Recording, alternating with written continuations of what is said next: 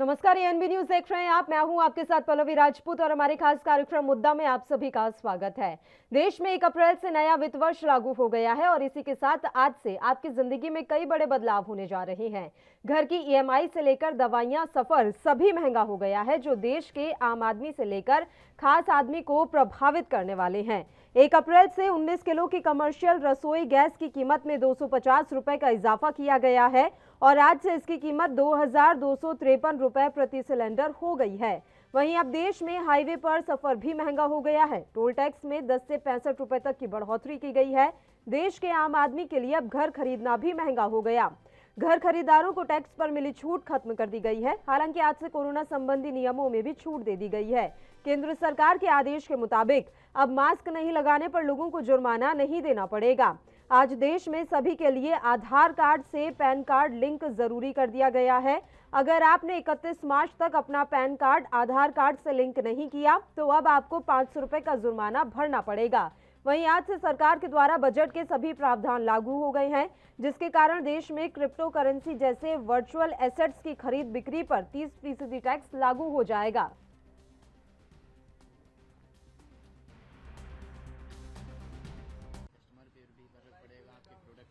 तो वो तो हर चीज़ पे फर्क पड़ेगा ना। जब महंगाई होगी तो कस्टमर भी आना कहाँ से आएगा। जब उसके पास पैसे नहीं होगा तो वो कहाँ से लेने आएगा। जो चीज़ हम 10 में बेचते थे वो आज 15 में बेचेंगे तो कोई लेगा नहीं, लेगा ना। जो 10 का रेट है तो वो 10 ही देगा।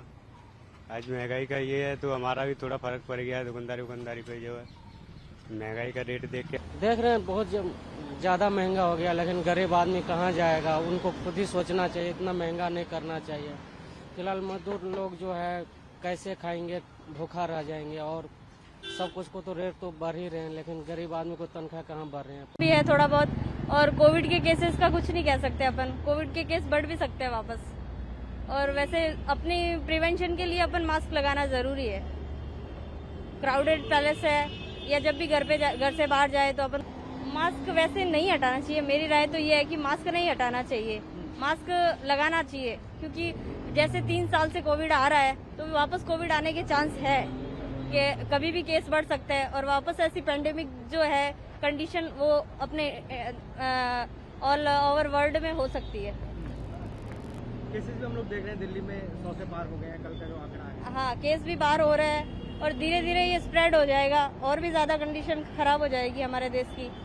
तो इससे मास्क लगाए, सोशल डिस्टेंसिंग बनाए, हैंड सैनिटाइज करते रहे और जब कोई अर्जेंट वर्क है तभी आप घर से बाहर निकले और अपने आप को तो भैया मास्क तो नहीं हटाना चाहिए। कोरोना बहुत ज़्यादा है, दिल्ली में तो वैसे भी बहुत ज़्यादा फैलता है और बस में तो इतना है कि अब तो भीड़ इतनी हो गई है, पूरी सवारी कर दी है, खड़े होकर भी जाते हैं और सब एक दूसरे के टच में रहते हैं।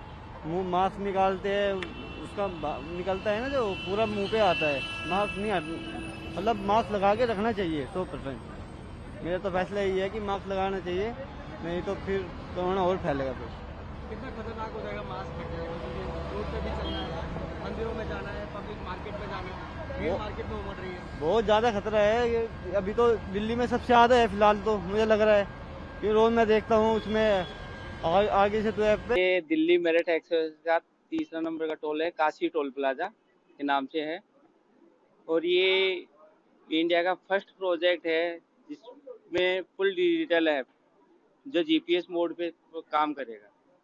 आज करीबन कितने का टोल है और कैसे कैसे टोल लिया जाएगा और क्या क्या ये इस पे सर जी कार का 155 रुपए का टोल है। फास्टैग से ही जो भी पैसा लिया जाएगा, फास्टैग से विदाउट फास्टैग गाड़ी जो भी आएगी उससे पेनल्टी वसूली जाएगी एनएचआई की गाइडलाइन के थ्रू और हमारा सिस्टम वगैरह सब प्रॉपर काम कर रहा है। लागू हो गया है और इसी के साथ आज से कई बड़े बदलाव होने जा रहे हैं।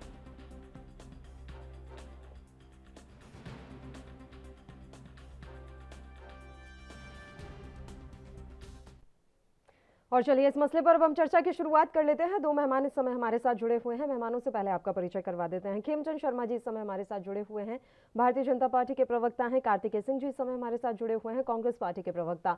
दोनों ही मेहमानों का स्वागत है एएनबी न्यूज पर। खेमचंद शर्मा जी, शुरुआत आप ही के साथ कर लेते हैं। अब आप किस तरीके से जस्टिफाई करेंगे सर महंगाई को, क्योंकि देश को आत्मनिर्भर बनाना है तो महंगाई तो बढ़ेगी, ये हम समझ लें, और आप सभी को समझा भी दीजिए।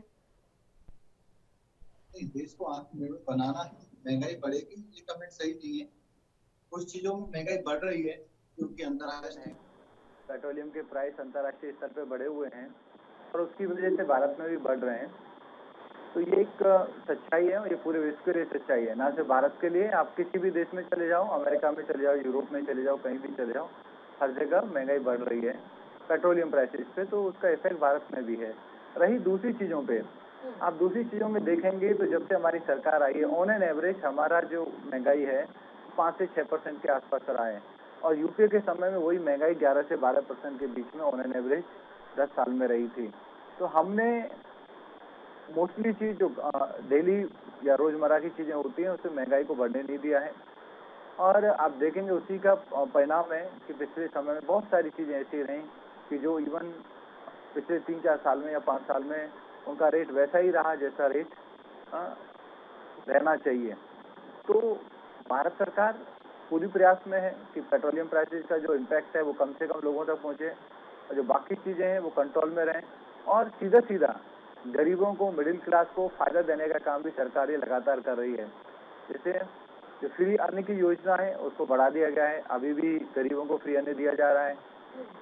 अच्छी हेल्थ के लिए आयुष्मान भारत योजना के तहत फ्री में बीमा दिया जा रहा है। उस योजना के तहत करोड़ों लोगों ने बेनिफिट लिया है। हर खेत को पानी पहुंचाया जा रहा है, हर घर में टॉयलेट की सुविधा दी गई है, हर गांव तक सड़क पहुंचाई जा रही है, पीएम किसान के माध्यम से किसानों की मदद की जा रही है ताकि जो गरीब है, गांव वाला है, मजदूर है, उसको सीधा भी बेनिफिट मिले ताकि अगर कुछ चीज़ों में महंगाई बढ़ रही है तो उन पर कम से कम इम्पैक्ट उनका हो। कार्तिकेय सिंह जी, आप सरकार की इस दलील से बिल्कुल सहमत हो रहे हैं क्योंकि वो मान रहे हैं कि यूपीए के समय से आप कंपेयर कीजिए ना, यूपीए के समय में महंगाई दर बहुत ज्यादा थी, हमारे अभी उतनी नहीं पहुंची है, तो इसलिए यही सोचकर अब खुश होना चाहिए।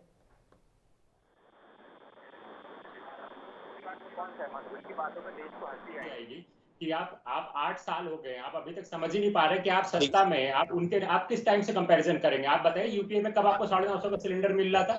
ये कब पेट्रोल डीजल ने शतक लगा लिए थे? अभी ये बार बार बोल रहे थे कि बाहर की चीजों का इम्पैक्ट पड़ेगा।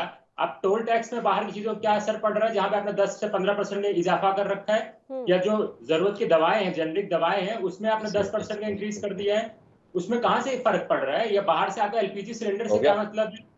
मतलब गजब का मजाक कर रहे हैं। अरे आपने पिछले 3 सालों में 8 लाख करोड़ रुपए अपने पास बचाए हैं पेट्रोल और जो डीजल पे आपने टैक्स लगाया था उसका क्या हुआ?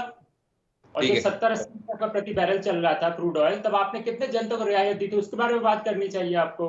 कांग्रेस के टाइम बात की, कांग्रेस के टाइम बात, इसका क्या मतलब है बताइए? अरे कांग्रेस के टाइम तो रोजगार था, आप तो रोजगार नहीं दे पा रहे हैं ना, आप रोजगार दे रहे हो, लगातार महंगाई बढ़ा रहे हो। अभी आपके चैनल पे उन परिवारों को सुन रहा था, आप बताइए ना, एक आम परिवार कहाँ से 950 रुपए का सिलेंडर ले लेगा? अरे आपने कपड़े जूते पे टैक्स लगा दिया, लोग ट्रेनों में सफर करते वृद्ध लोग, उसमें से आपने सीनियर सिटीजन कंसेशन हटा दिया है। आप क्या जनता को रियायत दे रहे हैं? जनता आपसे कह रही है उनको महंगाई मुक्त और भाजपा मुक्त भारत चाहिए, इसको समझिए। मैं तो कहूंगा कि चुनाव आयोग खुद संज्ञान ले ले इस बात का, क्योंकि चुनाव आयोग जब भी चुनाव की डेट निर्धारित करेगा, चुनाव कराएगा, ये तब शांत हो जाते हैं, तब तो इनको कोई असर नहीं आता है। और चुनाव खत्म होते ही इनका चालू हो जाता है, पेट्रोल बढ़ा रहे हैं, डीजल बढ़ा रहे हैं, हमारे हाथ में कुछ नहीं है। तो मानिए ना, सरकार छोड़ दीजिए, फिर आपके हाथ में कुछ नहीं है तो सरकार का काम ही क्या है? ये अपना काम ही नहीं समझ पा रहे 8 साल में। आप भाजपा मुक्त बात करते हैं, वो कांग्रेस मुक्त बात करते हैं और उनकी बात सही साबित हम महंगाई मुक्त बात कर रहे हैं पल्लवी जी, हम कह रहे हैं महंगाई मुक्त भारत चाहिए। आपने भाजपा आप बताइए तो खाने की चीज से लेकर पेट्रोल डीजल सिलेंडर सब में महंगाई बढ़ी हुई है। जी ही देंगे वो जवाब, खिमचंद जी ही देंगे। उस समय बस उनका रिएक्शन ले रही थी। खिमचंद शर्मा जी, आपने ये कहा कि आप यूपीए के समय से बता दीजिए कि अब तक कौन सी चीजें महंगी हुई हैं। आप ही सर आंकड़ा देख लीजिए ना, खाद्य तेल की कीमतें कहाँ पहुंच गई, कहाँ से शुरू हुई थी और कहाँ पर जाकर अभी ठहरी हुई हैं, वो भी देख लीजिए। और पेट्रोल डीजल की कीमतें, अगर आप अंतर्राष्ट्रीय स्तर पर बात कर रहे हैं सर, जब अंतर्राष्ट्रीय स्तर पर क्रूड ऑयल की कीमत कम थी तो हमारे देश में कौन सी राहत आप लोगों ने दे दी थी? चुनावों के समय में भी युद्ध हो रहा था, लेकिन उस समय पेट्रोल डीजल की कीमतें रुकी हुई थी, आपने रिटर्न गिफ्ट दे दिया जैसे ही नतीजे आए। अब आप ये बताएं, कमर्शियल गैस सिलेंडर कहाँ पहुंच रहा है, रसोई गैस सिलेंडर कहाँ जाता जा रहा है, ये इन चीजों का जवाब कौन देगा? दवाइयां महंगी हो गई हैं, एक तरफ आप बात कर रहे हैं कि हम आयुष्मान योजना के तहत इलाज मुफ्त करा रहे हैं, दूसरी तरफ दवाइयां महंगी हो रही हैं। सर, कांग्रेस तो दो मुही है। जब पूरे देश में भारतीय जनता पार्टी के राज्यों ने अपने यहाँ पे जो स्टेट टैक्स है उसको कम किया, तो कांग्रेस के राज्यों ने वो टैक्स को कम करने से साफ साफ मना कर दिया। 12 से 13 रुपए लीटर पेट्रोल और डीजल आज भी भारतीय जनता पार्टी की स्टेट से कांग्रेस रूलिंग स्टेट में महंगा है, चाहे वो राजस्थान हो, छत्तीसगढ़ हो, महाराष्ट्र हो। आप जाइए वहां पे देखेंगे तो आपको पता चलेगा कि ये लोग वहां की जनता को लूट रहे हैं। और दूसरी तरफ ये महंगाई की बात करते हैं, अगर ऐसी बात है तो आप कम करो। सबसे ज्यादा जो कलेक्शन है वो स्टेट का होता है, तो स्टेट को भी अपना शेयर कम करना चाहिए। क्यों वो बढ़ाते जा रहे हैं? रही बात जनरिक दवाइयों की, अरे जनरिक दवाई का कंसेप्ट कौन लाया? ये मोदी जी लाए। आप तो मेडिकल कंपनियों के साथ मिलकर देश को लूटने का काम कर रहे थे, देश को बर्बाद करने का काम कर रहे थे। ये मोदी जी हैं जो जनरिक दवाई का कंसेप्ट लाए, और इन्होंने ये सभी के साथ, सभी मेडिकल स्टाफ, सभी डॉक्टर्स के साथ बैठ के ये फॉर्मूला निकाला और ये तय किया कि डॉक्टर अब ब्रांड नहीं लिखेंगे, अब वो सिर्फ सॉल्ट लिखेंगे, और सॉल्ट लिखने के बाद कोई भी व्यक्ति जेनेरिक दवाई ले सकता है। और जेनेरिक दवाई 50 से लेके 80-90% तक सस्ती होती है, और ये संभव हुआ है मोदी जी के राज में, मोदी जी की सरकार की वजह से। तो ये लोग ना बात करें तो अच्छा है। आज हमारे राज्य में स्टंट की कीमत कांग्रेस के समय में क्या थी, आज क्या है? आज 25 से 30 हजार में स्टंट आता है, पहले कोई भी स्टंट 2 लाख से नीचे नहीं आता था। भारतीय जनता पार्टी के राज में हर संभव प्रयास किया जा रहा है, जो आम लोगों की जरूरत की चीजें हैं, मिडिल क्लास की जरूरत की चीजें हैं, उनको कम से कम किया जाए, सस्ते सस्ता किया जाए। हाँ, कुछ चीजें जो अपने हाथ में नहीं है, अपने कंट्रोल में नहीं है, अंतर्राष्ट्रीय रीजन है, कंफ्लिक्ट चल रहा है पूरे विश्व में। अब आप बिल्कुल ही सर ऐसी बातें मत कीजिए। खेमचंद जी के हमारे हाथ में है ही नहीं पेट्रोलियम दाम, कुछ तो है आपके हाथ में भी। आप भी टैक्स जीएसटी कम कर सकते हैं सर। जीएसटी तो चलिए आप लेकर ही नहीं आ रहे हैं जीएसटी के दायरे में, पेट्रोल डीजल, ये तो शब्द ही मैंने गलत बोल दिया। कुछ तो है आपके हाथ में, आप चाहें तो जनता को राहत दे सकते हैं, लेकिन क्या आप स्टोर कर रहे हैं या आपके पास अब यही जरिया बच गया है कि आप अपना खजाना भर पाएं, वो तो आप ही बता पाएंगे शर्मा जी। नहीं है, खजाना देश का खजाना है, और उसी खजाने से सेनाओं को मजबूत किया जा रहा है, उसी खजाने से राफेल खरीदा जा रहा है, उसी खजाने से हाईवे बन रहे हैं, उसी खजाने से अभी जो फ्री में सभी को वैक्सीन दी गई है इतनी बड़ी संख्या में, जो विश्व में सबसे अनूठा, सबसे फास्टर, सबसे बड़ा अभियान चलाया गया है, ये सब उसी खजाने से हो रहा है। ये देश का खजाना है। रही बात, केंद्र सरकार ने एक्साइज कुछ ही महीने पहले कम किया था, और इसको अभी भी रिव्यू किया जा रहा है, अभी भी इस पे नजर रखी जा रही है। जरूरत पड़ी तो पुनः कम किया जाएगा। लेकिन स्टेट गवर्नमेंट जिनके पास जो सीधा जो वैट का कलेक्शन है वो महंगा होता है, और 42% उनको सेंट्रल गवर्नमेंट के एक्साइज से भी मिलता है, तो उनको पिचिंग करना चाहिए। और भारतीय जनता पार्टी की सरकारों ने किया भी, लेकिन आज भी कांग्रेस की सरकारों ने उसमें कुछ नहीं किया। 12 से 13 रुपए कम से कम, और कई जगह तो 15-15 रुपए का फर्क है कांग्रेस की रूलिंग सरकार में और भारतीय जनता पार्टी की सरकारों में। क्यों नहीं कर लेते? आपको करना चाहिए। आप क्यों अपने हिस्से को बढ़ाते जा रहे हो? आप क्यों नहीं अपने जो संसाधन है उसमें गरीबों को राहत देते हो, जनता को राहत देते हो? क्यों राजस्थान में कम नहीं करते? क्यों महाराष्ट्र में कम नहीं करते? अरे आप कम करो, भारतीय जनता पार्टी की स्टेट के बराबर ही कम करो। 10-15 रुपए का जो राहत आप कर रहे हैं क्या मध्य प्रदेश में कम? महाराष्ट्र और मध्य प्रदेश का कंपैरिजन कर लीजिए सर। एक तो हमारे साथ अर्थशास्त्री भी जुड़ गए हैं, पल्लव पाल जी। सर स्वागत है आपका एएनबी न्यूज पर। आपके पास मैं आऊंगी, एक जवाब मैं ले लेती हूँ पहले शर्मा जी से। सर, महाराष्ट्र और मध्य प्रदेश का कंपैरिजन आप कीजिए। महाराष्ट्र में 109 रुपए पर अगर पेट्रोल मिल रहा है तो मध्य प्रदेश में 107 रुपए पर, 2 रुपए का फर्क है। अब मैं उम्मीद करूं कि 12 रुपए कम कर लेंगे आप मध्य प्रदेश में। आपने 2 रुपए है ना कम, लेकिन आप मध्य प्रदेश और राजस्थान को कंपेयर करिए तो आपको पता चल जाएगा कि राजस्थान में क्या भाव है और मध्य प्रदेश में क्या भाव है। राजस्थान में आपको ये पेट्रोल 100, जो मेरी जानकारी 115 से 170 रुपए पर लीटर मिलेगा। तो ये राजस्थान रूलिंग, ये जो कांग्रेस रूलिंग स्टेट है, उन्होंने पीछे वैट कम किए ही नहीं, टैक्स कम किए ही नहीं, क्योंकि उन्होंने साफ साफ कर दिया कि हम इसमें पार्टिसिपेट करेंगे ही नहीं। अरे जो आपको सबसे ज्यादा कलेक्शन मिल रहा है तो आपको टैक्स कम करना चाहिए, जनता को राहत देनी चाहिए, क्यों नहीं देते हो? और दूसरी तरफ आप हल्ला मचाते हो। पल्लव जी, आवाज मिल रही है आपको? जी बिल्कुल सुन पा जी बिल्कुल सर सुन पा रहे बताइए, हैं। देश में 1 अप्रैल से नया वित्त वर्ष लागू हो गया है और इसी के साथ आज कई बड़े बदलाव होने जा रहे हैं। अब ये बदलाव सही के लिए हैं या कुछ बदलावों से जनता को दिक्कत भी होगी, ये हम आपसे समझना चाहेंगे। देखिए, बहुत सारे बदलावों से टैक्सेशन पॉलिसीज में ऐसा कोई मेजर चेंज नहीं है। टैक्सेशन पॉलिसी में जब तक ओवरहॉल नहीं आएगा तब तक ये देश आगे नहीं बढ़ पाएगा। हम टैक्सेशन ओवरऑल की बात कर रहे हैं 1991 से।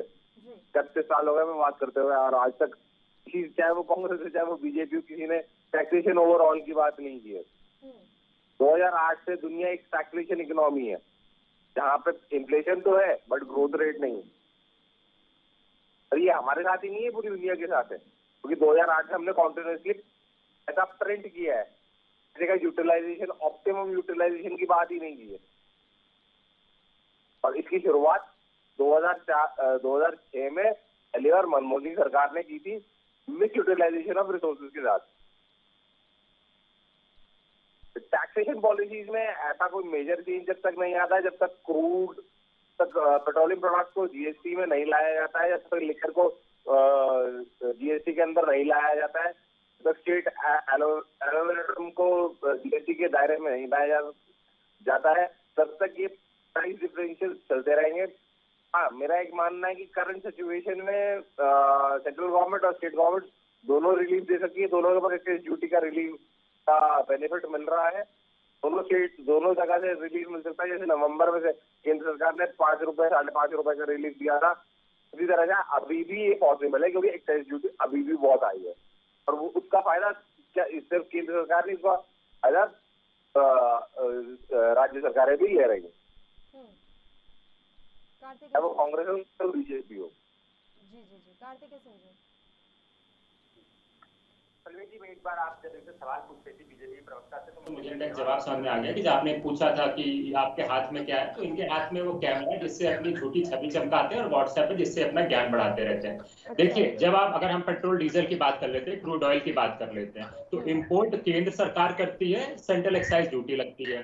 तो ये जनता समझ रही है कि क्या कार्तिक सिंह जी गलत है आप, कार्तिक सिंह जी गलत है आप केंद्र सरकार इंपोर्ट नहीं करती है, केंद्र सरकार सिर्फ थर्ड पार्टी सिक्योरिटी होती है। इंपोर्ट अभी भी कंपनीज कर रही हैं और ये लिस्टेड कंपनीज हैं। मैं आपको उसमें बता देता हूँ। अभी अगर आप अर्थशास्त्री, तो आपको ये पता होगा कि जो होलसेलर इसके हैं, जो डील करते हैं, उस पे सेंट्रल जब गवर्नमेंट ने टैक्स बढ़ाए हुए तभी तो उनको महंगा मिल रही है। आप मानते कि नहीं मानते? तो कौन नहीं, वो टैक्सेशन एक्साइज एक मिनट कार्तिक सिंह जी इकोनॉमिकली एक मिनट टैक्सेशन पॉलिसी को समझिए। इंपोर्ट कंपनीज करती है, उसके ऊपर एक्साइज ड्यूटी गवर्नमेंट लगाती है। मैं आपको क्या कह रहा हूँ, मेरी बात सही समझिए। अभी क्या कहा गया कि जो होलसेल में बड़ी कंपनियां खरीद रही हैं उनको महंगा दे रहे हैं। महंगा कौन दे रहा है? गवर्नमेंट अपनी तरफ से दे रही है। मैं गवर्नमेंट का रोल समझा रहा हूँ इसमें। अब थोड़ी देर में कह दूंगा कि गवर्नमेंट ये कहा तो कौन जाएगा, इंपोर्ट कौन करेगा? गवर्नमेंट के नाम पे ही होगा ना इंपोर्ट। तो जाके अपने आप तो थर्ड पार्टी, मतलब गवर्नमेंट के नाम पे इंपोर्ट होता है। Government is not in a contract with anybody to import oil in this country. Listen to me. I'm not saying that government is into some contract with some other party. I'm saying that government is acting as a third party agent, is free to impose the taxes which it is imposing on the private companies. कब चलिए ठीक है, बोलिए। मैं आप मेरी बात ही नहीं समझ पा रहे। मैं आपकी बात पूरी समझ रहा हूँ, थर्ड पार्टी का चक्कर समझा रहा है। मैं कह रहा हूँ जो मानी इंडियन ऑयल है, अगर वो होलसेल पे ले रही है तो उसको महंगा कौन दे रहा है? इंपोर्ट में सिर्फ और सिर्फ एक इंश्योरेंस एजेंट का काम करती है सर। अरे पल्ली में मैम, इनको समझ भी नहीं आ रहा है मैं क्या समझाना चाह रहा हूँ इनको। चलिए आप अपनी बात जारी रखिए कार्तिकेय जी। पता नहीं क्या समझ रहे हैं। अरे जब गवर्नमेंट ने कहा कि पर डे के पेट्रोल के प्राइस में फ्लक्चुएशन कंपनी डिसाइड करके, निर्णय किसने लिया था? केंद्र सरकार ने ली थी ना, जब भले हमारे समय यूपीए की सरकार थी। तो अभी जो सेंट्रल एक्साइज लग रहा है वो भी केंद्र सरकार के ऊपर है। अगर होलसेल पे दे रहा है वो भी केंद्र सरकार के अंदर में। मैं आपको ये समझा रहा हूँ। पल्लवी जी, मैं आपने क्या कह रहा था कि अगर चुनाव से पहले अगर केंद्र सरकार एक्साइज ड्यूटी कम कर सकती है, चुनाव के बाद क्यों नहीं कर सकती है? या तो ये कह दे कि भाई सारी राज्य सरकारें अपने अपने हिसाब से कर ले, हमको इस पर एक्साइज ड्यूटी नहीं लगा रहे हैं। और रही बात जीएसटी की, पहली बात तो ये इस पर डिस्कशन करने के लिए तैयार नहीं है पेट्रोल डीजल पे। और ये ऐसी सरकार है, अगर आज कह देगी 5% जीएसटी है तो एक हफ्ते बाद कहेगी लीजिए 12% नहीं कहेगी, फिर 18% कह देगी। जीएसटी के दायरे में कांग्रेस शासित प्रदेश नहीं लाने दे रहे हैं। अन्य पॉलिटिकल पार्टीज जो हैं, जिनकी अलग अलग राज्यों में सरकार है, वो नहीं चाहती कि जीएसटी के दायरे में पेट्रोलियम पदार्थ आए। ऐसा कहना है भारत सरकार के प्रवक्ताओं का। कैसे बोल सकते हैं? संसद चल रहे सेशन में है इस समय पार्लियामेंट, ये कर ले चर्चा, क्यों नहीं ला रहे हैं बात? कौन मना कर रहा है इनसे बात करने को? और सिर्फ पेट्रोल डीजल की बात नहीं, जो खुदरा महंगाई है वो 6.07 मतलब जो आरबीआई की मॉनेटरी पॉलिसी की लिमिट है, आप उससे ऊपर ही चल रहे हो। रूरल इन्फ्लेशन जो है आपका वो 6.38% है, उसमें भी आप ऊपर चल कमर्शियल सिलेंडर आप 2253 रुपए हो गया। आप कहते हो कि पकौड़े कर लो, ठीक है भाई, कोई कमर्शियल सिलेंडर लाके पकौड़े कर लेगा सड़क के किनारे, तो उससे खाने वाला छोटा मजदूर ही होगा ना, उसको आप कितने में दोगे? वो तो बेचारा सड़क के किनारे भी खाना नहीं खा पाएगा। उस पर आप कोई बात नहीं कर रहे हो। फिर दवाइयों की बात आ गई, जेनरिक दवाइयों की। पता नहीं शर्मा जी क्या प्रवक्ता कैसे बीजेपी के लिए बात कर रहे हैं। सरकारी अस्पताल तो बहुत पहले से है, दवाइयां तो बहुत पहले से मिल रही है, अभी छोटे छोटे मेडिकल स्टोर बना दिए, उसी के नाम पे बात कर रहे हैं। जेनरिक दवा का इनका कौन सा कंसेप्ट इनको याद आया है पता नहीं। फिर मैंने कहा कि पिछले 3 सालों में 8.02 करोड़ रुपए इनके पास आए हैं पेट्रोल डीजल से, कि निर्मला सीतारमण जी ने, हमारे फाइनेंस मिनिस्टर ने पार्लियामेंट में खुद माना है, तो उसकी कितनी रियायत आपने जनता को दे दी है। इनकी इतनी महान भाजपा की सरकार है, इनका एक नेता कह रहा है कि यूक्रेन रशिया में संकट है इसलिए टमाटर महंगा हो गया। बताइए, यूक्रेन रशिया में आपने टमाटर होते कब देख लिया? तो इतना तो दिव्य ज्ञान हो जाता है इन लोगों को। अर्थव्यवस्था संभाल ले रही है, देश संभाल ले रही है, जरा जरा सी बातों को लेकर इस तरीके से फैला देते हैं। कपड़ों पे, जूतों पे कौन सी भाई कहाँ के कितने युद्ध का असर हो गया, उस पर कोई बात नहीं करेंगे। तो आप तो जो छोटे दुकानदार मजदूर वर्ग है उसको खत्म करने पे लगे हुए हैं। वही घिसी पिटी बात है कि हम रोड बना रहे, रोड तो इस देश में हमेशा बनी है, हाईवे तो इस देश में हमेशा बना हुआ है। वाकई में थोड़ी ना अगर ये मुंबई पुणे छोटे एक्सप्रेस मजदूरों को खत्म करने का प्रयास कर रहे होते तो अभी 2 दिन पहले मनरेगा की मजदूरी क्यों बढ़ाई गई होती सर? मनरेगा का बजट ही कम हो रखा है, पिछले 2019 से लगातार बजट कम हो रखा है। इसी मनरेगा का तो मजाक बनाते थे ना ये। हमने तो 2008 में जब से लागू हुआ तब से 100 रुपए दे रहे थे, 100 दिन का मतलब 10,000 रुपए दे रहे थे उस समय 2008 में। उसके बाद ये 2019 में किसानों को लेकर गया तो 6,000 रुपए दे पा रहे, उसको आज तक बढ़ा नहीं पाए, 4 साल होने को हो गया है। मनरेगा में तो आप 2019 से लगातार बजट में कटौती कर रखी है इन्होंने। इसी मनरेगा ने जिसका इन्होंने मजाक बनाया, उसी मनरेगा ने इनकी नाक बचाई थी कोरोना काल में। तो ये बताया ना कि इसमें बजट में कटौती हुई है कि नहीं हुई 3 साल में, आप इनसे ये सवाल पूछिए। ठीक है, ले लेते हैं जवाब। खेमचंद शर्मा जी। कांग्रेस जो है के लिए जानी जाती है, आज की डिबेट में भी वही चल रहा है। अभी ये टमाटर के रेट की बात करते हैं, अब इनको पता होना चाहिए 20 से 25 रुपए मार्केट में टमाटर बिक रहे हैं। टमाटर कहाँ पे महंगे हैं? अब ये बात मनरेगा की करेंगे। अरे मनरेगा आपने शुरू किया, हम मानते हैं कि आपने शुरू किया, लेकिन उस समय 100 लोग एक्चुअल में काम करते थे, 1000 लोगों का पेमेंट जाता था। आज यदि 100 लोग काम कर रहे हैं तो 100 लोगों का ही पेमेंट जा रहा है, 101 का पेमेंट नहीं जा रहा है, जो देश के पैसे को बर्बाद किया। आज से पहले मनरेगा में जो काम होता था, गड्ढे खोदे जाते थे, फिर महीने भर बाद उसी गड्ढे को बंद कर दिया जाता था। अब जो प्रोडक्टिव काम है, फार्मिंग में जो सपोर्ट का काम है, वो मनरेगा के थ्रू हो रहा है। नाली खुदाई का काम, नहर खुदाई का काम, नहर डालने का काम, ताकि किसानों की कॉस्ट उससे कम हो सके, किसानों को अलग से जाके किसी को पे ना करना पड़े, मजदूर को पे ना करना पड़े। ये काम मनरेगा के तहत प्रोडक्टिव काम करवाने का काम भारतीय जनता पार्टी ने किया है, एनडीए सरकार ने किया है। अब ये बात करते हैं ऑयल की, भारतीय जनता पार्टी की सरकार ने एक्साइज भी कम किया और स्टेट टैक्स भी कम किए। कांग्रेस की सरकार स्टेट टैक्स क्यों नहीं कम करती? करना चाहिए ना, करो, उसके बाद फिर बात करो। अगर जरूरत पड़ेगी तो एक्साइज फिर से कम किया जाएगा, लेकिन बार बार एक्साइज खेमचंद जी, एक चीज मैं आप ही से समझना चाहूंगी सर। देखिए, राज्य सरकारों के पास आय के स्रोत केंद्र सरकार से कम होते हैं। अब ऐसे में अगर राज्य सरकार हर चीज को कम करती जाएगी, ये सिर्फ कांग्रेस या बीजेपी शासित राज्यों की मैं बात नहीं कर रही हूँ, मैं हर राज्य सरकार के बारे में बात कर रही हूँ, तो उनके पास तो सर पहले से लिमिटेड स्रोत है, तो ये तो उनका भी तो बजट गड़बड़ाएगा ना। और आप मान रहे हैं या नहीं मान रहे मुझे नहीं पता, लेकिन कई राज्य ऐसे हैं जहां पर जीएसटी का बकाया उन तक नहीं पहुंचा। उसमें एक छत्तीसगढ़ राज्य भी है और भूपेश बघेल लगातार इस बात को उठा रहे हैं। कहा केंद्र सरकार से राज्यों के सोर्स कम, लेकिन केंद्र सरकार की जिम्मेदारी भी ज्यादा है। डिफेंस का पूरा काम कौन देख रहा है? डिफेंस का पूरा काम केंद्र सरकार है। अब जो नेशनल क्लैमिटी है, अब सबको जो वैक्सीन लगाई किसने लगाई? वो केंद्र सरकार लगा रही है। फ्री राशन दिया जा रहा है, कौन दे रहा है? वो केंद्र सरकार दे रही है। इंफ्रास्ट्रक्चर का डेवलपमेंट कौन कर रहा है? वो केंद्र सरकार कर रही है। इंटरनल सिक्योरिटी को मैनेज करने के लिए जो अर्धसैनिक बल है उनको कौन मेंटेन करती है? वो केंद्र सरकार मेंटेन करती है। तो ये जितने भी खर्चे हैं केंद्र सरकार के खर्चे, वो बहुत ज्यादा हैं। और केंद्र सरकार को आपको बता दूं, एक्साइज में से 42.5% स्टेट को जाता है। सिर्फ और सिर्फ जो 47% बचता है वही केंद्र के पास रहता है।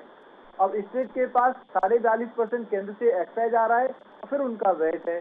तो जो पेट्रोल पे अगर मोटा मोटा मैं 100 रुपए का पेट्रोल लगाऊं, तो उसमें से 35 से 45 रुपए के बीच में अलग अलग स्टेट अलग अलग टैक्सेशन है, उतना पैसा सीधा सीधा स्टेट के पास जाता है। तो स्टेट कम कर सकते हैं, और स्टेट ने कम करके दिखाया। बीजेपी की रूलिंग स्टेट ने कम करके दिखाया, लेकिन कांग्रेस रूलिंग स्टेट हम करना नहीं चाहते, क्योंकि उनको तो सिर्फ राजनीति करनी है। अपने रिसोर्स को उनको मोबिलाइज नहीं करना, अपने रिसोर्स को उनको बढ़ाना नहीं है, अपने यहाँ मैनेजमेंट को बेटर नहीं करना, अपनी चोरी को रोकना नहीं, लेकिन भारतीय जनता पार्टी पर आरोप प्रत्यारोप लगाना है। अरे भारतीय जनता पार्टी की सरकार वो हर संभव प्रयास कर रही है, जो कर सकते हैं करना चाहिए। हम लोगों ने किस तरीके से यूक्रेन से इवैक्यूएशन किया, वो भी सरकारी खर्चे पे इवैक्यूएशन हुआ, वो पैसा कहाँ से आया? वो पैसा भी सेंट्रल गवर्नमेंट ने खर्चा किया, वो पैसा भी हमारे सरकारी खजाने से आया। सेंट्रल गवर्नमेंट हर जगह जहाँ भी जरूरत होती है वो खर्चा कर रही है। आप सेंट्रल गवर्नमेंट का क्वेश्चन नहीं उठा सकते, आपको अपना मैनेजमेंट ही बेटर करना पड़ेगा। अपने स्टेट में जाके भी टैक्स कम करके दिखाना होगा कि हम भी अपनी चीज को मैनेज कर सकते हैं और कर रहे हैं। चलिए चर्चा को जारी रखेंगे, बस एक छोटे से ब्रेक के लिए पहले यहाँ रुक रहे हैं, जल्द हाजिर होंगे।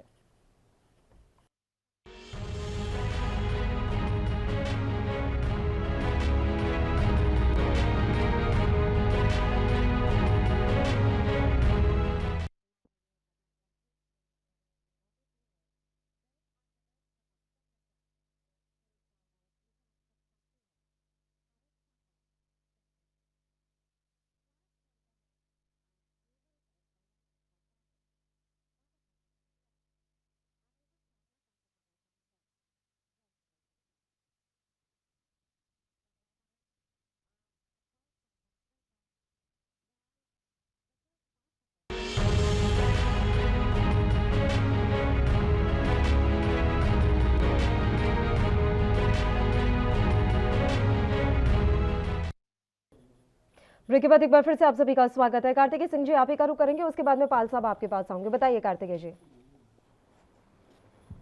ये मैं ये कह रहा था कि भाजपा वालों से ये पूछना चाहिए कि केंद्र सरकार का क्या रोल होता है। ये ज्ञान इनको अभी हुआ है कि 2014 से भी पहले था?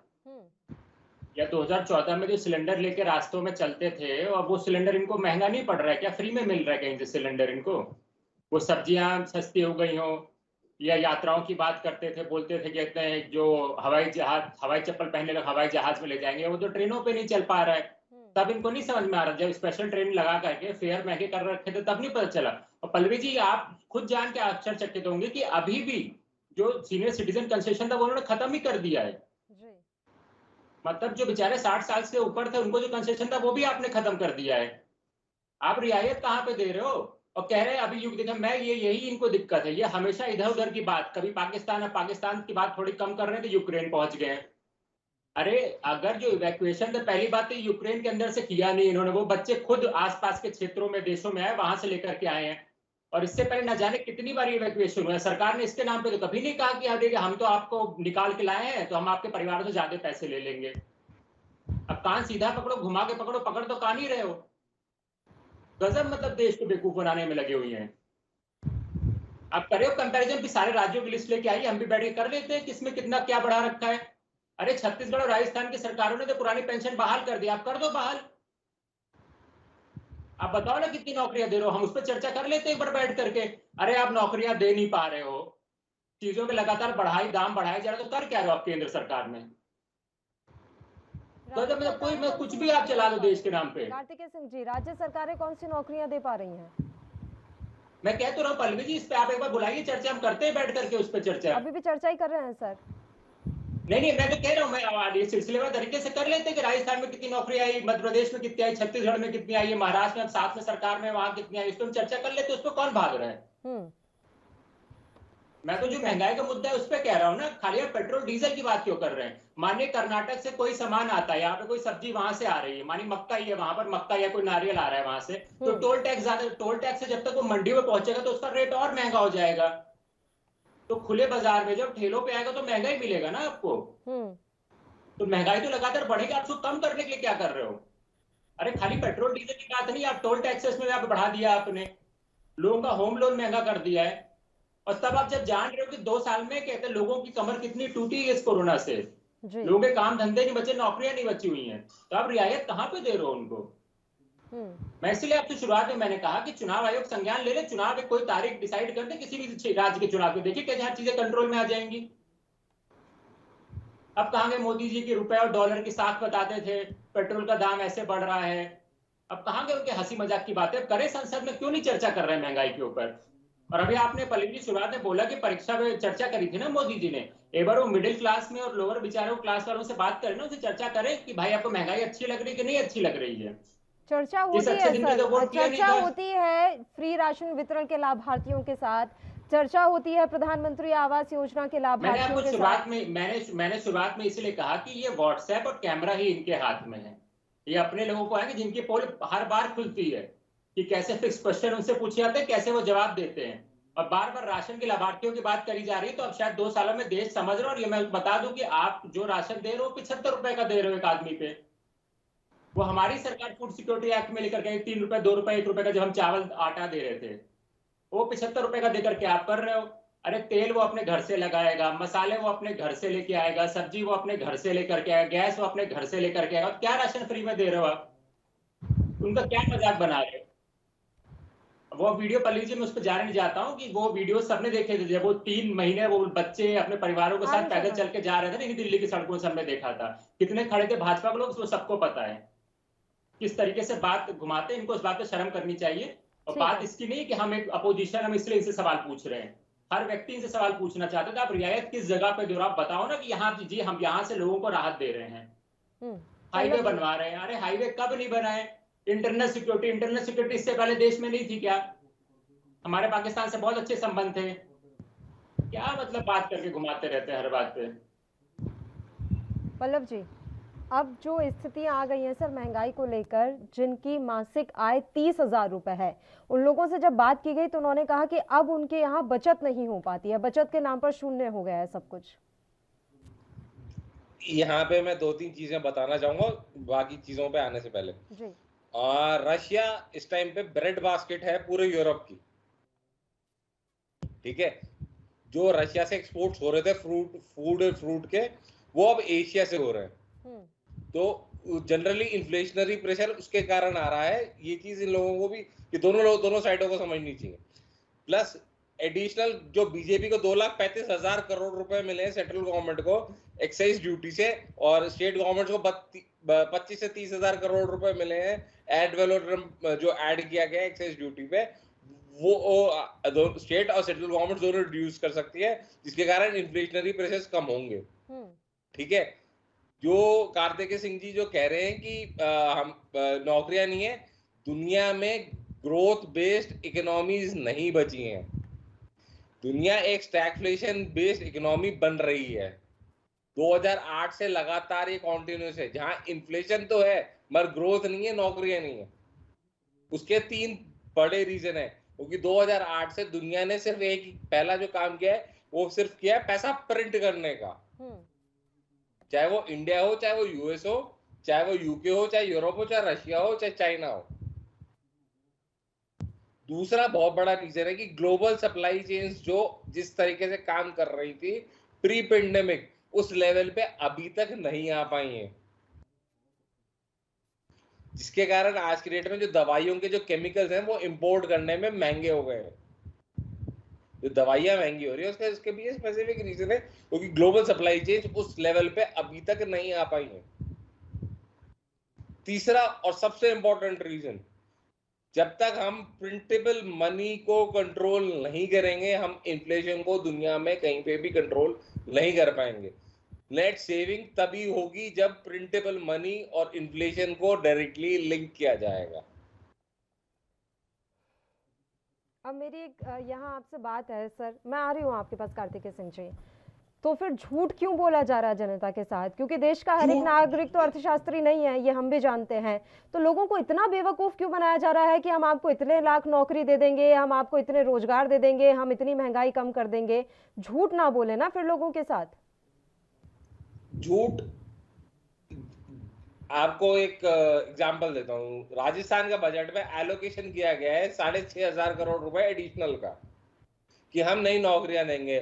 जो नौकरियां ऑलरेडी स्टेट गवर्नमेंट 2019 में खत्म कर चुकी है। ये हर सरकार के लिए है सर, मैं किसी पर्टिकुलर एक स्टेट पर नहीं जा रही हूँ, मैं सभी सरकारों के लिए कह रही हूँ। ये बीजेपी और कांग्रेस दोनों के साथ है। कोई भी सरकार हो, चाहे वो रीजनल पार्टीज की गवर्नमेंट हो, तेलंगाना और वहां पे तमिलनाडु में, जब तक टैक्सेशन स्ट्रक्चर को सेंट्रलाइज नहीं किया जाएगा और डिस्ट्रीब्यूशन ऑफ टैक्सेशन को सेंट्रलाइज नहीं किया जाएगा जीएसटी की तरह से, तब तक ये झूठ और सच की दुनिया चलती रहेगी। जीएसटी भी कहाँ ढंग से इम्प्लीमेंट हो पाया सर? जीएसटी जिस तरीके से लाया गया, आप मान रहे हैं कि ढंग से इम्प्लीमेंट हुआ वो? मैं आपको एक चीज बताता हूँ, आधा पका हुआ खाना आपका पेट खराब करता है, उसी तरह से आधा पका हुआ जीएसटी हिंदुस्तान की टैक्सेशन का पेट खराब कर रहा है। उसके 3 रीजन है। जब तक आपने क्या किया, आपने 342 बेसिक आइटम्स में से 170 को जीएसटी में ले आए, जो जबकि राज्य सरकारों की मांग थी कि 250 आइटम्स को आप इंक्लूड कर लीजिए और उसमें लैंड को इंक्लूड मत करिए। मगर आज भी लैंड को लेके और लिकर को लेके ना सेंट्रल गवर्नमेंट की कोई क्लियर कट पॉलिसी है, ना जीएसटी काउंसिल की कोई क्लियर कट पॉलिसी है। हर बारी एक नया शगुफा कोई ना कोई स्टेट गवर्नमेंट जीएसटी काउंसिल में छोड़ देती है, चाहे वो बीजेपी की सरकार हो, चाहे वो कांग्रेस की सरकार हो, चाहे वो कोई और पार्टी की सरकार हो। जैसे कि इस बार तमिलनाडु ने एक नया शगुफा छोड़ दिया कि हमारे यहाँ तो टैक्सेशन ना के बराबर है, हम तो 1% टैक्सेशन चार्ज करते हैं अपने यहाँ लैंड डील्स पे। मगर वो चीज पॉसिबल नहीं है जब तक आप सेंट्रलाइज टैक्सेशन और डिस्ट्रीब्यूशन नहीं करेंगे, और जब तक प्रिंटेबल मनी और आप टैक्सेशन को कनेक्ट नहीं करेंगे और सेविंग्स को कनेक्ट नहीं करेंगे, तब तक आप ऐसे ही आपस में तू मैं करते रहेंगे और कुछ नहीं होगा। ठीक है, कार्तिकेय जी मैं आ रही हूँ, लेकिन एक रिएक्शन मुझे खेमचंद जी से लेने दीजिए, वो भी काफी देर से कुछ कहना चाह रहे हैं। बताइए शर्मा जी। भारतीय जनता पार्टी सरकार ने तरीके की बातें कर रहे हैं कि कांग्रेस ने क्या किया। कांग्रेस ने कैपिटल इन्वेस्टमेंट के नाम पे जीरो काम किया। उन्होंने 1.5 लाख करोड़ का तो बॉन्ड जारी किए, ऑयल बॉन्ड जारी किए, जिनका पेमेंट भी भारतीय जनता पार्टी को करना पड़ा। ऐसे फैब्रिकेटेड तरीके से कुछ समय के लिए आप कम कर दो, बाद में फिर देश पे आपको बोझ पड़े, वैसा काम भारतीय जनता पार्टी की सरकारें नहीं करती। भारतीय जनता पार्टी की सरकार ने हर संभव प्रयास किया, लेकिन कांग्रेस ने विरोध किया जीएसटी काउंसिल में। जीएसटी काउंसिल एक पूरी टीम इंडिया है, जिसमें सिर्फ एक पार्टी का नहीं चलता, पूरे देश का चलता है। इन्होंने विरोध किया कि भाई जीएसटी को, पेट्रोलियम को जीएसटी के दायरे में नहीं लाना चाहिए। तो ये कांग्रेस जनता के बीच में कुछ कहती है, जीएसटी काउंसिल में कुछ कहती है, सच्चाई में कुछ है और डिस्कशन में कुछ है। क्या कह रहे हैं? आवाज क्लियर नहीं हो रही है। जी, पहले कैपिटल फॉर्मेशन होता है, उसके बाद कैपिटल इन्वेस्टमेंट होता है। 2017 के बाद कोई कैपिटल फॉर्मेशन नहीं हुआ इस कंट्री के अंदर। आधा सच मत बोले। अरे सर, आप कह रहे हो कैपिटल, आप ये बताइए कैपिटल फॉर्मेशन नहीं हुआ है क्या है? इन्वेस्टमेंट आप अगर अगले बन रहे हैं वो अगले 20-30 साल तक चलेंगे, ये कैपिटल इन्वेस्टमेंट नहीं है तो क्या है? अगर पास है तो ये एसेट नहीं है तो क्या है? अगर आप डिफेंस इक्विपमेंट जो अगले 20 और 25 साल तक देश के काम आने वाले हैं, वो कैपिटल इन्वेस्टमेंट तो क्या है? नए हॉस्पिटल बन रहे हैं, जैसे इंस्टीट्यूशंस बन रहे हैं, 22 इंस्टीट्यूशन को कैपिटल इन्वेस्टमेंट तो क्या है? टैक्स सेविंग और आपने नेशनल इंटीग्रेशन प्रोग्राम में क्या काम किया है पिछले 8 साल में, वो बता दीजिए। तो पर तो मोदी जी भी चुप है। आप क्वेश्चन रिपीट करेंगे? National taxation integration program NTIP, जो कि government of India ministry of finance का प्रोग्राम है, जिसमें कैपिटल फॉर्मेशन के ऊपर डिस्कशंस होते हैं, उसके ऊपर तो मोदी जी चुप है। आप क्या बता रहे हैं कि कैपिटल इन्वेस्टमेंट हो रहा है? 2017 से तो कैपिटल फॉर्मेशन नहीं हुआ इस कंट्री के अंदर। नहीं, ये बात बिल्कुल सही नहीं है। जितना ये तो आपकी खुद की मिनिस्ट्री ऑफ फाइनेंस की रिपोर्ट है mister Khemchand ji. I don't agree.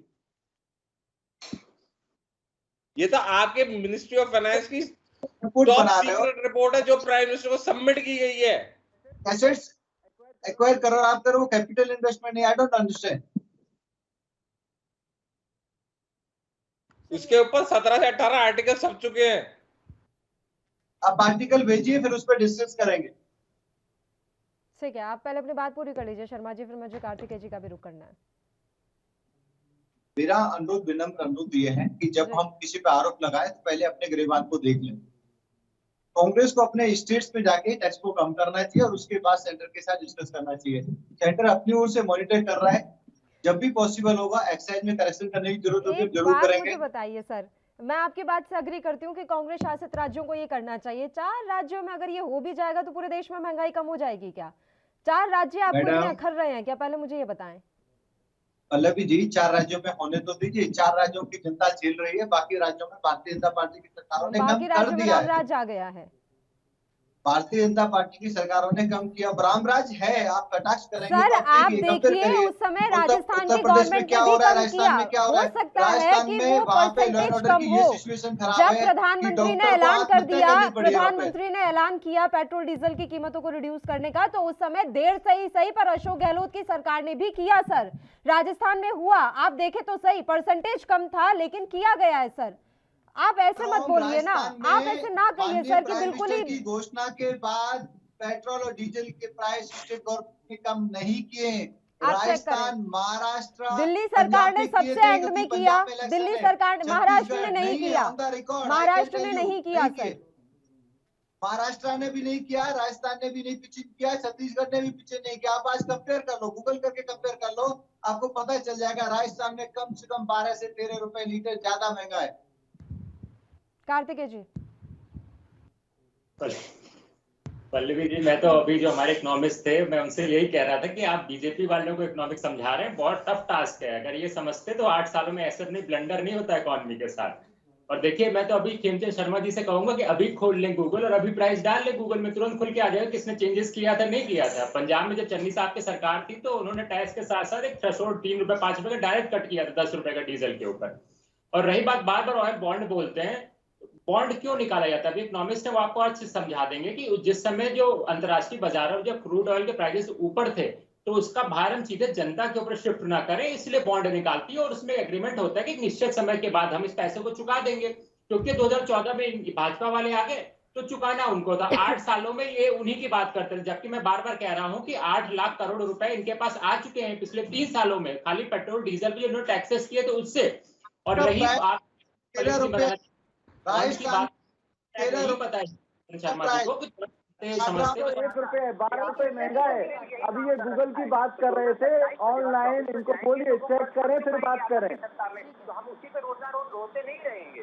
जो सरकार होती है उनका काम होता है। आपने बैंकों को जो रियायत दी है, जो उनके पैसे फ्लेक्स करे आपने, उस पे 2027 के बाद वो हमको चुकाने हैं, वो आपकी गवर्नमेंट ने उस पे एग्रीमेंट कर रखा है। तो समझिए, हंसी मजाक की बच्चों वाली बातें मत क्या करिए, इकोनॉमिक्स को समझने की कोशिश करिए। और बार बार अगर आप इन्वेस्टमेंट की बात कर रहे हैं तो जो कंजम्पशन है और जो इन्वेस्टमेंट है उसी के रिस्पेक्ट में हम पर कैपिटा इनकम की बात करते हैं। तो आपकी गवर्नमेंट की डेटा मान रहे हैं, खुद मान रहे हैं आपकी गवर्नमेंट की डेटा, ये भी जाके अब इसके बाद आप देखिएगा कि जो इन्वेस्टमेंट की बात करें, जो कंजम्पशन की बात करें, उसके रिस्पेक्ट में आपका पर कैपिटा इनकम नहीं बढ़ रही है। तो ये है कि इकोनॉमिक्स को आप किस डायरेक्शन में लेकर के जा रहे हैं।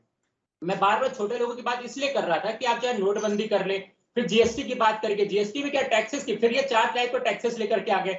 और उसमें भी कभी किसी चीज को 5% रखेंगे, कभी किसी चीज को 18%, अच्छा जिन्हें 18 नहीं चाहिए 12% कर लेते हैं। तो ये खुद अभी तक उस पर क्लियर नहीं हो पाए हैं।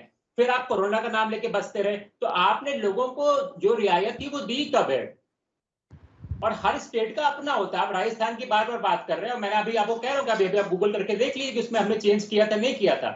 हर स्टेट का एक अपना रोल, अपना एक मॉडल होता है रेवेन्यू का। जो राजस्थान है वो टूरिज्म बेस्ड इंडस्ट्री रहा है, उसके जो पैसे आते हैं राजस्थान गवर्नमेंट में मैक्सिमम टूरिज्म से आते हैं। तो टूरिज्म तो सबसे ज्यादा टूरिज्म पे असर हुआ है, तो उसको भी कंसीडर कर लीजिए। बार बार बात करी जा रही केंद्र अपना कौन सा रोल निभा रही है महंगाई को कंट्रोल करने के ऊपर, उस पर आप कुछ नहीं बोल पा रहे। अरे पेट्रोल डीजल छोड़ो ना, मैं तो कह रहा आप सब्जी दाल चावल सब पे आके बात कर लीजिए। उस पर तो चावल पे तो यूक्रेन का असर आ नहीं किया होगा, ये सिलेंडर पे आ गया यूक्रेन का असर, वैसे आपको तो टमाटर पे भी असर लेकर के आ गए हैं। बात उसकी बात करी जा रही है। तो या तो आप मानिए कि आपने और आपके जो आपके साथी थे, जैसे रामदेव जी, पल्लवी जी, आपने देखा किस भाषा का प्रयोग किया उन्होंने, पत्रकार उनसे पूछ रहा था कि मेरा जो कर सकते हो कर लो। यही बता रहे थे 30 रुपए और 35 रुपए का डीजल पेट्रोल आ जाएगा। तब इनको सरकार नहीं समझ रही कि सरकार चलाई कैसे जाती है। तब स्मृति ईरानी जी सड़कों पे सिलेंडर लेके घूमते थे, तब नहीं समझ में आता था इनको 400 रुपए का सिलेंडर, अब 1000 रुपए का सिलेंडर कष्ट नहीं हो रहा अपनी महिलाओं को देख करके। अरे अपनी भाजपा के कार्यकर्ताओं से पूछ ले कि 1000 रुपए का सिलेंडर सही है, इनके घर वाले अपनी गाड़ी में पेट्रोल डीजल डलवा पा रहे, नहीं डलवा पा रहे हैं, बच्चों की फीस जमा कर पा रहे, नहीं कर पा रहे हैं, उनके घर में बेचारे के यहाँ जो कोई काम करने वाली बेचारी आती होगी उसके घर चल पा रहा है कि पर नहीं वो चल पा रहा है, महंगाई बात को उसकी हो जस्टिफाई रही कर है। पाए ना कार्तिकेय जी, उन्होंने तो महंगाई को अच्छे से जस्टिफाई किया। आप अपने समय में महंगाई को जस्टिफाई कर पाते तो अब भी आप ही होते शायद केंद्र में। तो यही तो अंतर है फिर पल्लवी जी, हमारे में अंतर क्या, हमारे और उसमें अंतर क्या रहेगा? इंडिया में फर्स्ट पास द पोस्ट है, 38% लोग वोट दे रहे हैं इनको, मतलब 62% लोग इनके अगेंस्ट में ही है। वो तो देश समझ ही रहा है ना, ये थोड़े ये बरगला सकते हैं अपने आप को कि पूरा देश साथ में दे रहा है। 38% लोग साथ में है इनके, तो हमारे और इनमें तो देश देख रहा है ना कि देश कैसे चलाया जाता था। इनका कुछ हो जाएगा, अरे भैया देश पे खतरा आ गया, हमें हर चीज महंगी करनी पड़ेगी। उससे पहले देश पे नहीं दिख रहा था इनको, उससे पहले देश इकोनॉमिक डिप्रेशन में 2008 में निकल के आ गया आराम से, जीडीपी भी पॉजिटिव में रही। ये -23.5 में जीडीपी ले आया, एक नया कीर्तिमान स्थापित कर दिया इन्होंने। अरे इकोनॉमी तो कहेंगे फिर वी कर्व की रिकवरी, अरे इकोनॉमी तो एम कर्व की भी रिकवरी होती है, तो आप डाउन जाएंगे ना फिर एक बार। अभी इकोनॉमिस्ट बता रहे थे यहाँ पे, आपने प्राइस को टैक्सेशन सब जोड़ दिया। आप इकोनॉमिस्ट से पूछ लीजिए, ये मान रहे कि इंडिया में जॉबलेस ग्रोथ है, या करंट टाइम में जॉबलेस भी है और ग्रोथलेस भी इंडिया चल रही है? पल्लव आप तो हर जी, एक डायरेक्शन में करी चीज है जाएगी ना। सर, बहुत दिनों से हम सुन रहे हैं, या यूं कहें कि बहुत सालों से हम ये ऑयल बॉन्ड का किस्सा सुन रहे हैं। हकीकत है जितने के ये ऑयल बॉन्ड थे उससे ज्यादा की कमाई हो चुकी है, लेकिन अभी भी किस तरीके से चल रहा है ये ऑयल बॉन्ड? क्यों निकाले जाते? इन पे कुछ है ही नहीं ना बचाने। मैंने आपसे शुरुआत में कहा पल्लव- कि एक हाथ में कैमरा, एक हाथ में व्हाट्सएप से झूठ और कैमरे से फोटो खींच के जगह जगह छपाना, इसके अलावा कुछ भी नहीं कर रहे चलिए हैं। पल्लव जी, इतने बड़े इकोनॉमिस्ट हैं हमारे प्राइम मिनिस्टर साहब, टेलीप्रॉम्प्टर बंद होता है इकोनॉमिस्ट पे एक लाइन नहीं बोल पाते, क्योंकि इनको पता ही नहीं उस चीज के बारे में। वही है, 5-6 ठीक बातें है, घुमा ठीक फिरा है। के इनको हर जगह बोलनी है। ठीक है पल्लव जी, आवाज मिल रही है आपको? बिल्कुल सुन रहा हूँ मैं, बिल्कुल सुन रहा हूँ। बताइए ऑयल बॉन्ड का किस्सा सर, कब तक चलेगा ये किस्सा?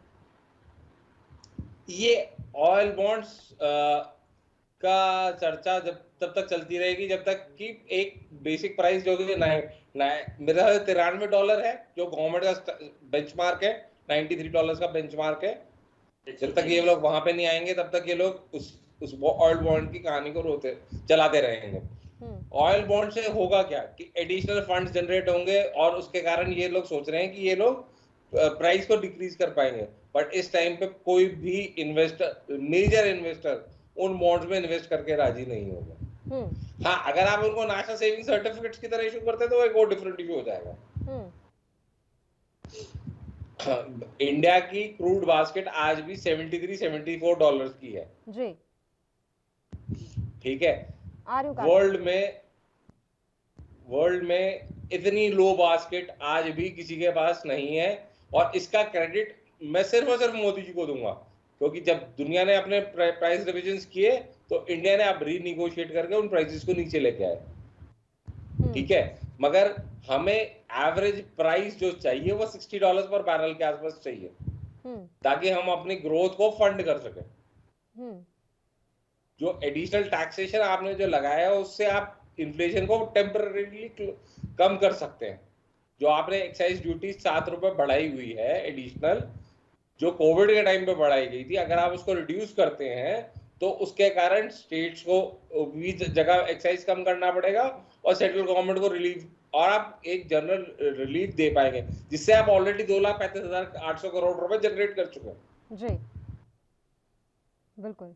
उससे उस ₹7 से आप ऑलरेडी पिछले 1.5 साल में 2,35,800 करोड़ के आसपास जनरेट कर चुके, जो आपके पास एडिशनल बफर है। अगर फर्दर इंक्रीज होता है तो आप उससे कवर कर सकते हैं।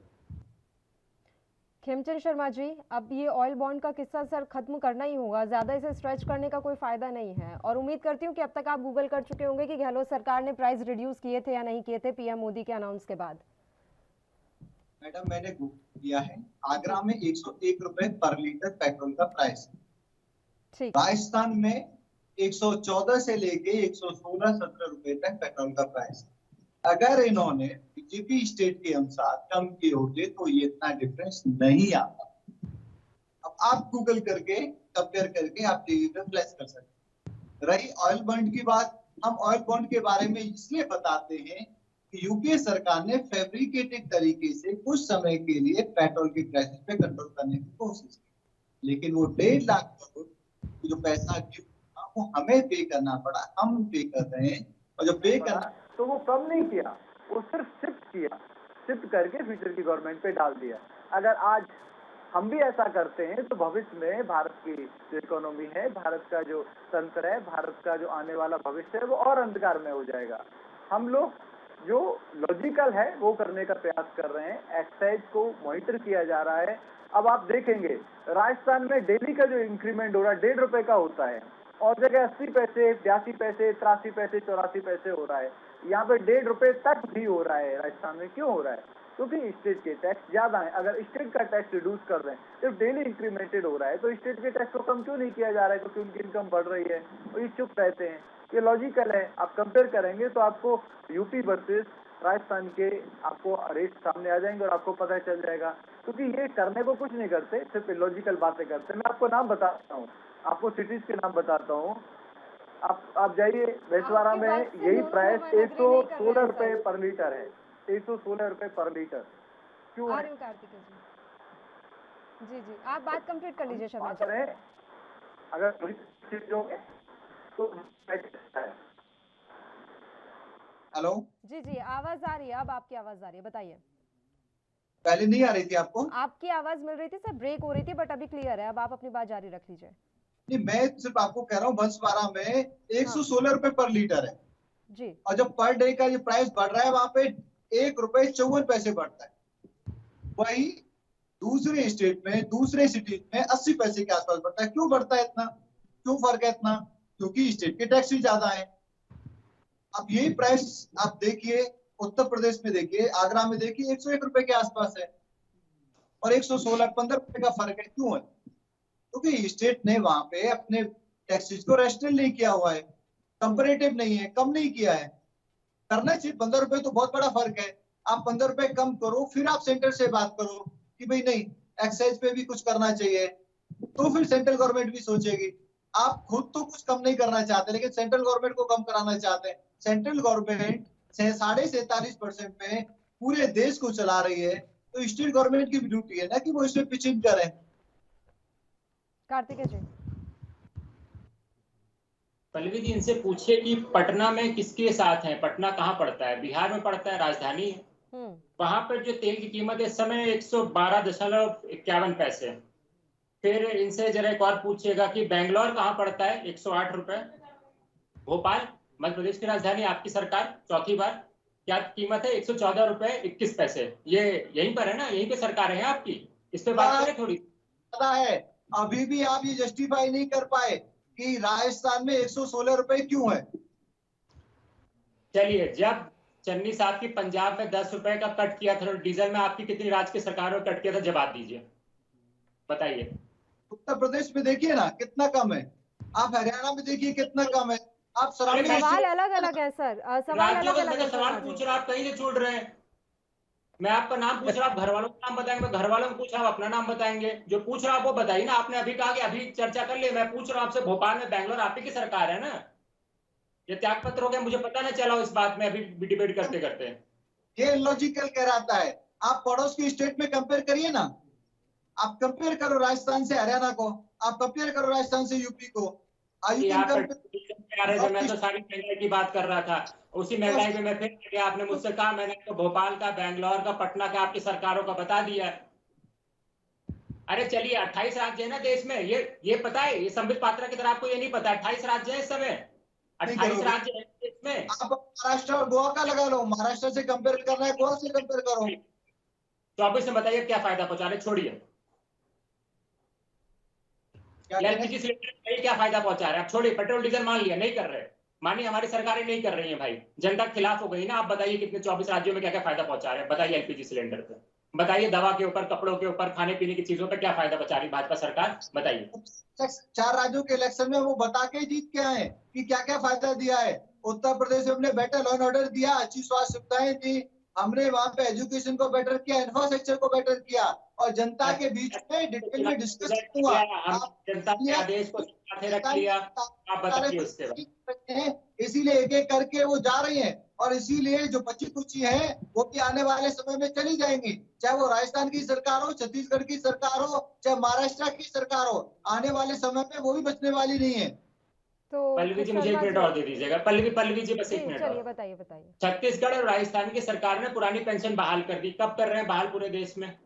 पुरानी पेंशन को हटाया किसने? कांग्रेस ने हटाया। अरे यही नहीं किसने हटाया? पता। पुरानी पेंशन दिवंगत कांग्रेस ने अटल हटाई बिहारी सर? वाजपेयी जी के टाइम पे, दिवंगत अटल बिहारी वाजपेयी जी के टाइम पे हुआ था। ऐसा मत बोलिए शर्मा जी, थोड़ा देख लीजिए। इसकी बात कर रहे हो आप, सेंटर पे पहुंच गए। अब आप कैसी स्टेट बात? की कर रहे हो। अब बहाल किसने की? स्टेट ने करी ना। क्या कर रहे हैं स्टेट पे when you talk to the state to state, Rajasthan की गहलोत सरकार ने तो, गहलोत जी की सरकार ने तो दुग्ध जो डेयरी उत्पादक है उनको सब्सिडी दी है, 2 रुपए 3 रुपए 5 रुपए की। आप और राज्यों में कब दे रहे हैं? ये चर्चा नहीं होती। चर्चा बड़ी सार्थक होनी चाहिए। चर्चा महंगाई के ऊपर थी, आपसे सवाल पूछा जा रहा है, हम विपक्ष में। विपक्ष शर्मा जी समझिए, कंसेप्ट आप समझिए, बेसिक कंसेप्ट को आप समझिए, बेसिक कंसेप्ट को आप समझ लीजिए। जब आप सरकार में होते हैं तो आप जनता के लिए काम करते हैं। जनता के जो मुद्दे होते हैं वो विपक्ष, क्योंकि हम विपक्ष में, हम आपसे उठाते हैं, तो उस पर जवाब देना चाहिए ना। हम क्या कर रहे हैं? ये हनी सिंह का रैप तो चल नहीं रहा है, ये करके दिखाओ। हम आपसे कुछ प्रश्न पूछ रहे हैं, उसके उत्तर दीजिए। महंगाई देश में बढ़ी है कि नहीं बढ़ी, आप हाँ या ना बताइए। चलिए ठीक है। ये शर्मा जी, मैं आखिरी कमेंट लेकर ये अभी शो भी हमें खत्म करना है। आप बस ये तो अग्री कर रहे हैं ना कि महंगाई बढ़ रही है? हाँ ना में इतना जवाब दे दीजिए सर। महंगाई पेट्रोलियम प्राइसेस पे बढ़ रही है और टेम्परेरी फेस है, और उसका इंटरनेशनल रीजन से बाकी चीजों पे महंगाई बढ़ रही है। I do not agree. खाद्य तेल की कीमतों पर नहीं बढ़ी सर? सरसों के तेल की कीमत आप बताएं मुझे। मैडम सुन लीजिए, 3,000 रुपए पर क्विंटल सरसों का तेल 2014 में सरसों बिकती थी अरे किसान सर, वो चले गए सत्ता से इन्हीं गलती के कारण। आपको भी जाना है क्या? पल्लवी जी प्लीज, 6,500 रुपए पर क्विंटल किसान से खरीदी जा रही है, तो प्रपोर्शन में रेट 2014 के मुकाबले तो बढ़ना ही है। 3,000 रुपए पर क्विंटल सरसों खरीदी जाती थी, तो डबल रेट तो होना ही है। लेकिन वो रेट अनकंट्रोल्ड हो ऐसा नहीं है। सप्लाई चेन में बाधा आई थी, उसकी वजह से कुछ समय रेट बढ़ा, लेकिन अब वो रेट खाने के तेल के रेट लिमिट में। पाल साहब आखिरी कमेंट सर, जल्दी से। हर स्टेट का टैक्सेशन और एड वैलोड्रम जो एक्साइज ड्यूटी पे लगता है वो डिफरेंट होता है, इसलिए डिफरेंस होता है। हर स्टेट रिड्यूस कर सकती है, चाहे वो बीजेपी हो चाहे वो कांग्रेस हो। ठीक है। दूसरी बात, जो टैक्सेशन पॉलिसी है, जब तक उसको सेंट्रली इंटीग्रेट नहीं किया जाएगा तब तक ये डिफरेंसेस और ये आप लगातार जो ये एक सुझाव दे रहे हैं सर, मैं उम्मीद करती हूं कि ये सुझाव केंद्र सरकार तक जरूर पहुंचे और इस मसले पर आगे काम होना शुरू हो जाए। फिलहाल आप तीनों ही मेहमानों का शुक्रिया कहूंगी चर्चा करने के लिए आप हमारे साथ जुड़े। तो आपको बता दें कि 1 अप्रैल से नया वित्त वर्ष देश में लागू हो गया और इसी के साथ कई बड़े बदलाव आज से होने जा रहे हैं। हालांकि इनमें से कुछ ऐसे बदलाव हैं जो जनता को राहत देने वाले नहीं है। महंगाई इनमें सबसे पहले नंबर पर बनी हुई है। देखने वाली बात रहेगी कि महंगाई के मोर्चे पर सरकार किस तरीके से देश की जनता को राहत देती है। इसी के साथ मुद्दा में फिलहाल के लिए इतना ही। मुझे दीजिए इजाजत। देश और प्रदेश की तमाम ताजा खबरों के लिए आप बने रहिए हमारे साथ। नमस्कार।